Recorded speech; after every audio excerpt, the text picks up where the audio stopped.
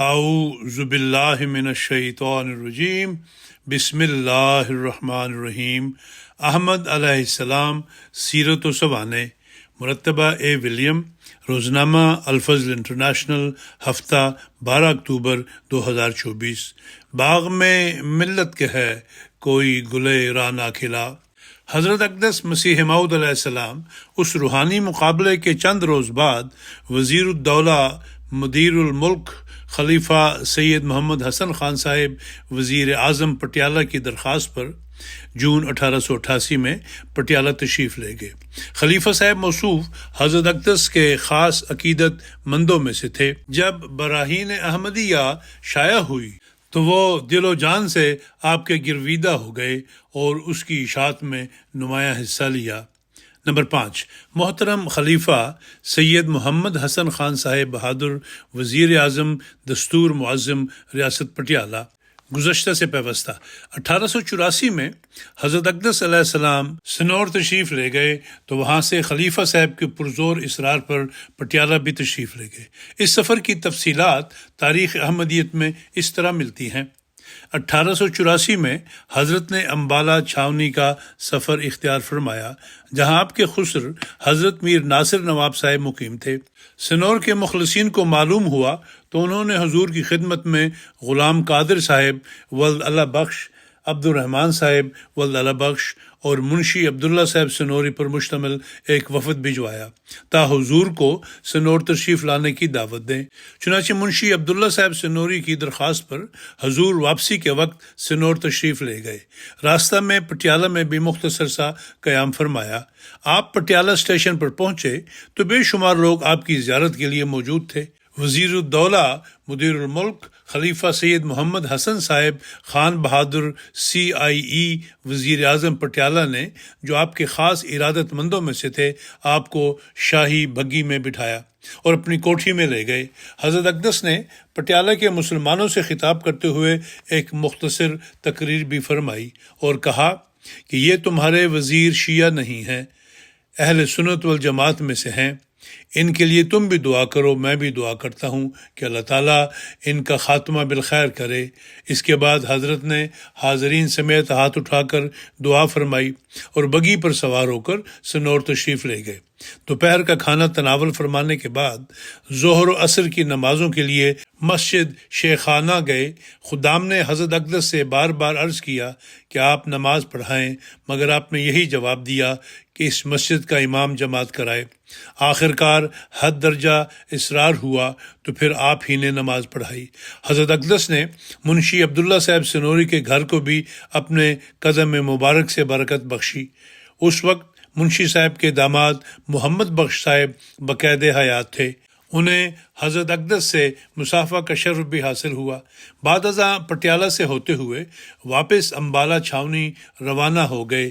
اس سفر میں منشی عبداللہ صاحب سنوری بھی آپ کے ہمراہ تھے۔ تاریخ احمدیت جلد اول صفحہ نمبر 239۔ جناب خلیفہ صاحب کی سعادت اور خوشبختی کہ حضرت اقدس علیہ السلام خلیفہ صاحب کی دعوت خاص پر ایک بار پھر پٹیالہ تشریف لے گئے۔ ان دنوں حضرت اقدس علیہ السلام لدھیانہ میں قیام فرما تھے اور وہاں سے پٹیالہ تشریف لے گئے۔ اس کی تفصیل تاریخ احمدیت میں کچھ اس طرح سے بیان ہوئی ہے۔ حضرت اقدس مسیح موعود علیہ السلام اس روحانی مقابلے کے چند روز بعد وزیر الدولہ مدیر الملک خلیفہ سید محمد حسن خان صاحب وزیر اعظم پٹیالہ کی درخواست پر جون 1888 میں پٹیالہ تشریف لے گئے۔ خلیفہ صاحب موصوف حضرت اقدس کے خاص عقیدت مندوں میں سے تھے۔ جب براہین احمدیہ شائع ہوئی تو وہ دل و جان سے آپ کے گرویدہ ہو گئے اور اس کی اشاعت میں نمایاں حصہ لیا۔ آپ بصد ذوق و شوق براہین پڑھتے، دوسروں سے پڑھوا کر سنتے اور گھنٹوں محظوظ ہو کر زبان سے بار بار فرماتے، فی الحقیقت یہ شخص علماء ربانی میں سے ہے۔ حضرت اقدس کے سفر پٹیالہ کے ایمان افزا حالات جناب مرتضی خان حسن صاحب نے اخبار پیغام 26 مئی 1954 میں شائع کیے تھے، جو درج کیے جاتے ہیں۔ لکھتے ہیں، وزیر صاحب کی دعوت پر حضرت اقدس جون 1888 میں پٹیالہ تشریف لے گئے۔ آپ حضرت کی آمد پر جامع میں پھول نہ سماتے تھے۔ ریاست میں اعلان کیا کہ ہمارے ایک عالم ربانی تشریف لا رہے ہیں، ان کی زیارت کے لیے سب کو آنا چاہیے۔ حضرت تشریف لائے تو آپ کا استقبال اس شان و شوکت سے کیا جس طرح بڑے بڑے راجاؤں اور نوابوں کا کیا جاتا ہے۔ ریاست کے دستور کے مطابق ہاتھی اور گھوڑے لے کر اسٹیشن پر گئے اور ایک شاندار جلوس حضرت اقدس کے استقبال کے لیے مرتب کیا۔ وزیر صاحب فرماتے، دنیا کے لوگوں کی عزت تو کی جاتی ہے، مگر اصل عزت کے لائق تو یہ لوگ ہیں جو دین کی جائے پناہ ہیں۔ استقبال کے وقت لوگوں کے ٹھٹ جمع تھے۔ لوگ شوق زیارت سے ایک دوسرے پر گرے پڑتے تھے۔ کہتے ہیں کہ اس قدر خلقت کا ازدحام تھا کہ پٹیالہ کی تاریخ میں اس کی نظیر نہیں ملتی، مگر حضرت ہیں کہ ظاہری شان و شوکت کی طرف آنکھ بھی اٹھا کر نہیں دیکھتے، نہ کسی دلچسپی کا اظہار کرتے ہیں، نہ کوئی فخر ہے، نہ غرور، نہ تکبر۔ وہی سادگی، وہی منکسر المزاجی جو جبلت میں خدا نے ودیعت فرمائی تھی، اب بھی عیا ہے۔ آنکھیں حیا سے نیچے جھکی ہیں، لبہائے مبارک پر ہلکا ہلکا تبسم ہے، چہرہ پر انوار الہی کی بارش ہو رہی ہے، گویا ابھی غسل کر کے باہر نکلے ہیں۔ دیکھنے والوں کی نظر آپ پر پڑتی ہے تو سبحان اللہ کی صدائیں بلند ہوتی ہیں۔ چاروں طرف سے السلام علیکم کی آواز آتی ہے۔ آپ کمال وقار سے ہر ایک کا جواب دیتے اور دونوں ہاتھوں سے اور کبھی ایک ہاتھ سے مصافحہ کرتے ہیں۔ جتنے دن آپ پٹیالہ میں مقیم رہے، زائرین کا تانتا بندہ رہا۔ آپ اپنے مواعظ حسنہ سے طالبان ہدایت کو فیضیاب کرتے رہے۔ مختلف مجالس میں مختلف مسائل کا ذکر ہوتا تھا، بالخصوص آریوں اور عیسائیوں کے متعلق اور ان کی خلاف اسلام کارروائیوں کا اکثر ذکر ہوتا تھا۔ انہی دنوں میں آپ قریب کے ایک قصبہ سنور میں بھی تشریف لے گئے، جو آپ کے مخلص دوست مشہور و معروف مولوی عبداللہ صاحب سنوری کا مولد و مسکن تھا۔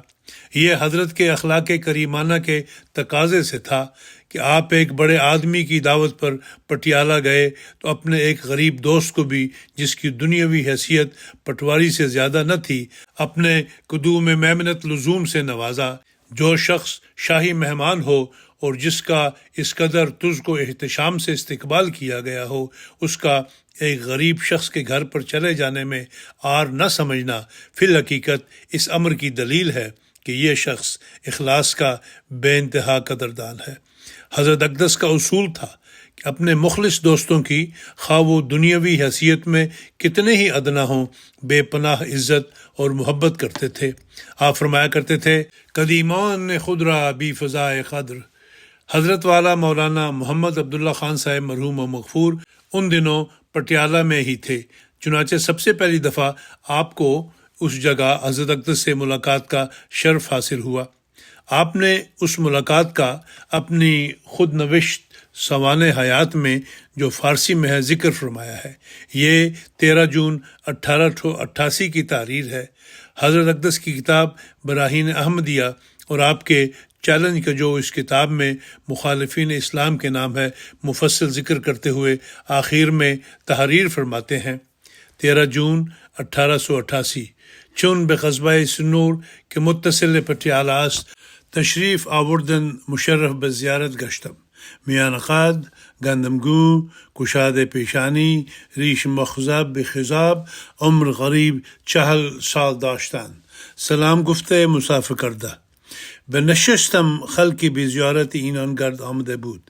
از شهرش آثار بزرگی و جلال الهی نمودار، ظاهرش به حکام شریعت موافق و استوار والباطن یعلمه الله حلم و حیا بس غالب. نماز پیشین در پس اینان ادا کردم، هرچند که استعداد شناختی این چنین مردم ندارم، مگر وجود باجود اینان به منزله رحمت الهی و برای اسلام و اسلامیان تقویت لامتناهی است. از مجدد بودن این انکار کردن بجز جهل و نادانی چیز دیگر نیست. سلامہ اللہ. غرض ہے کہ یہ سفر بخیر و خوبی طے ہوا. مہینوں پٹیالہ کے لوگوں میں حضرت کی تشریف آوری کا چرچا ہوتا رہا. تاریخ احمدیت جلد اول صفحہ نمبر 330 تا 332.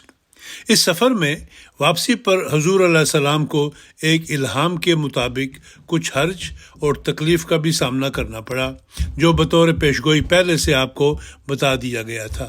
گویا یہ سفر خود ایک پیشگوئی اور نشان کے طور پر ہو گیا.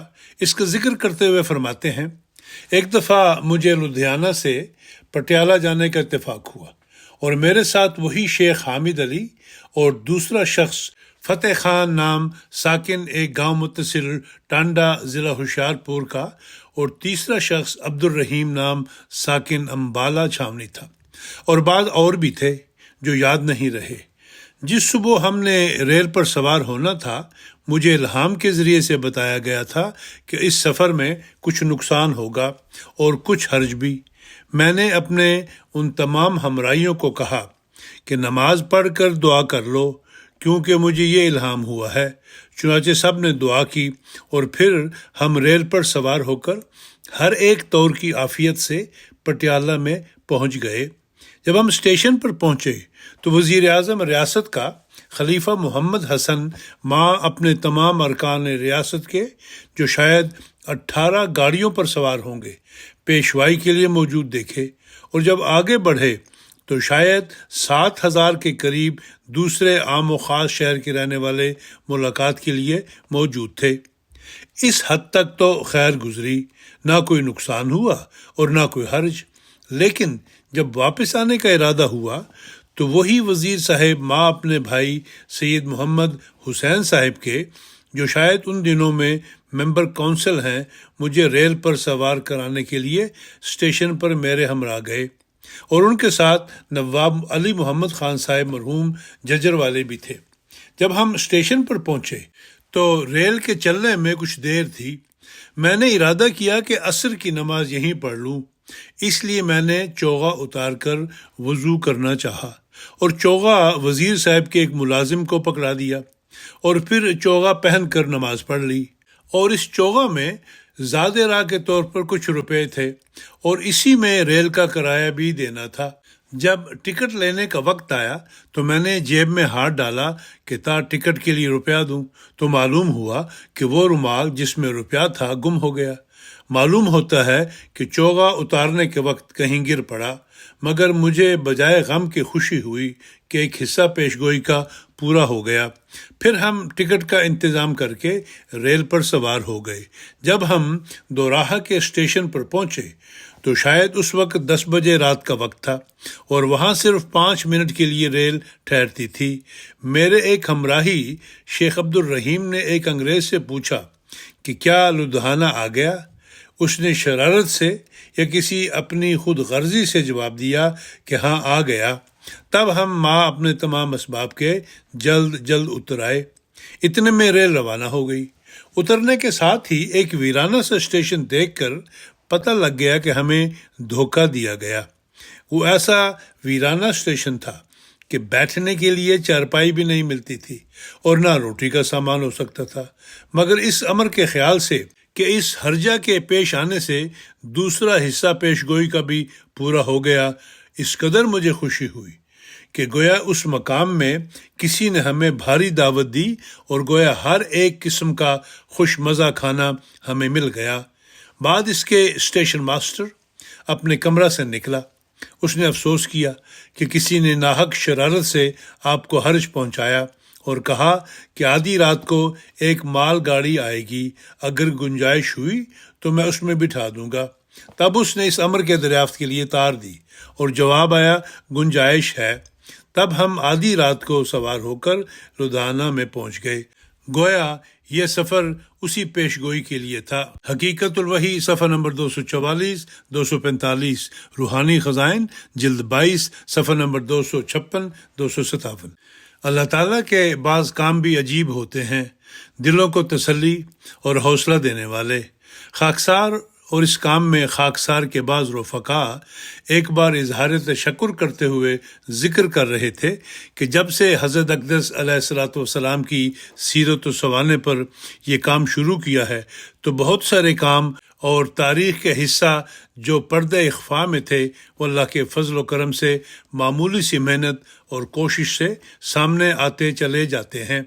ایسے اداروں اور جگہوں سے ریکارڈ مل رہا ہے کہ کچھ سال پہلے سوچا بھی نہیں جا سکتا تھا۔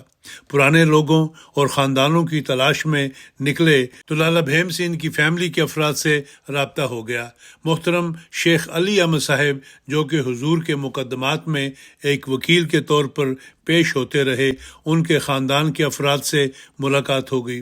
حضور کے تبرکات سامنے آئے، یہاں تک کہ حضور کی بڑی ہمشیرہ محترمہ مراد بیگم صاحبہ کے بارے میں جو روایات میں آتا ہے کہ خواب میں ایک بھوج پتر پر قرآنی آیات ان کے ہاتھ میں دی گئیں تو جب وہ بیدار ہوئیں تو وہی بھوج پتر ان کے ہاتھ میں تھا۔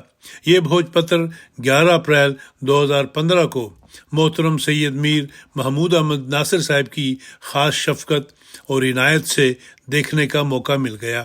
ایک لمبی فہرست ہے اللہ تعالیٰ کی اس کام میں مدد اور عنایات کی، لیکن ابھی جو خاص اس وقت اور ان صفحات کے لکھنے کے دوران دل اللہ تعالیٰ کی حمد سے لبریز ہوا، اس کا پس منظر یہ ہے کہ براہین احمدیہ کے معاونین کا تذکرہ لکھتے ہوئے خاکسار اپنے ساتھیوں کے ساتھ مختلف کتب وغیرہ سے ان کے حالات اور تعارف دیکھ رہا تھا کہ اچانک دفتر کے فون کی گھنٹی بجی۔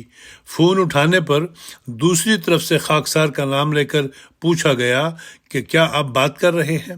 خاکسار نے عرض کیا کہ جی ہاں۔ اسے فرمانے لگے کہ میں ڈاکٹر سید نجم الحسن بول رہا ہوں اور سید خلیفہ محمد حسن صاحب کی اولاد میں سے ہوں، اور میں نے اپنے خاندان کے بارے میں ایک کتاب بھی لکھی ہے۔ ابتدائی گفتگو کے بعد خاکسار اپنے ایک عزیز شاگرد کے ساتھ ان کو ملنے کے لیے سرگودا گیا۔ بڑے اتفاق سے ملے اور فرمانے لگے کہ کچھ پوچھنا چاہیں گے؟ میں نے کہا میں تو صرف اس وجہ سے آپ کے پاس آیا ہوں کہ آپ کے بزرگوں نے ہمارے بزرگوں کی براہین احمدیہ کی طباعت کے وقت مدد کی تھی اور وہ ایک محبت کا تعلق ان سے رکھتے تھے، سو اس کا شکریہ ادا کرنے کا ثواب مجھے بھی مل جائے۔ بہرحال کچھ دلچسپ معلومات ان سے ملی، کیونکہ یہ اس قدیم گھر کو چند سال پہلے ہندوستان جا کر دیکھ کر آئے تھے جس گھر میں حضرت اقدس نے بھی قیام فرمایا تھا۔ گو کہ اب اس گھر کا متعدبہ حصہ گرا کر نئی تعمیرات ہو چکی ہیں۔ خیر، ان کی تصنیف کردہ تاریخ بخاری سعادات سامانہ ریاست پٹیالہ جو انہوں نے دی، اس سے بھی استفادہ کرتے ہوئے خلیفہ صاحب کے سوانح مرتب کرنے میں مدد ملی۔ اللہ تعالیٰ سے دعا ہے کہ خلیفہ صاحب کو ان کے خاندان اور نسل سمیت ان کے اس عمل کی جزا سے محروم نہ رکھے اور براہین احمدیہ کی حلاوت ایمان و عرفان ان کو نصیب ہو، آمین۔